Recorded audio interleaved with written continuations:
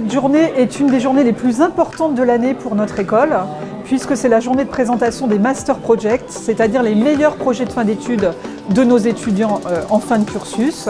Donc c'est un moment de consécration pour eux, ces étudiants qui ont travaillé dur pendant 5 ans, pour leurs enseignants et pour nous, parce que c'est une grande satisfaction de voir la qualité des projets qu'ils sont capables de produire à l'issue de leur formation.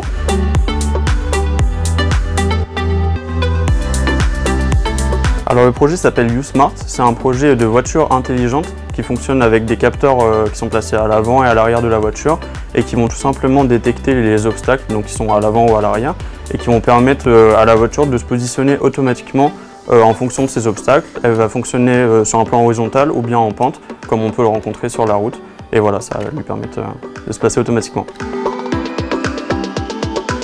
Dans le cadre de notre projet de fin d'études, nous avons réalisé un robot mobile contrôlé par la pensée.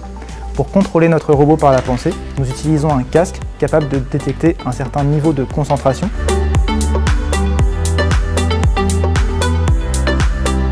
Alors notre projet, en fait, ça consiste à créer une application de réalité virtuelle pour l'autisme. Alors en fait, on va essayer d'améliorer sa communication. On va du coup avoir un personnage qui va lui parler, un scénario assez réaliste dans l'attente d'un bus en fait.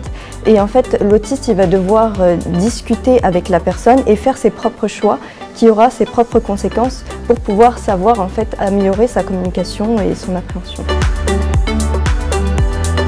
Alors Drinky du coup c'est un support de verre destiné aux personnes sujettes au tremblement.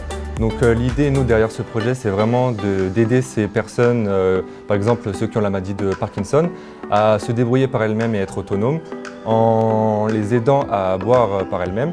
Donc notre dispositif va capter les tremblements de ces patients et les corriger en temps réel pour vraiment les aider à se débrouiller toutes seules.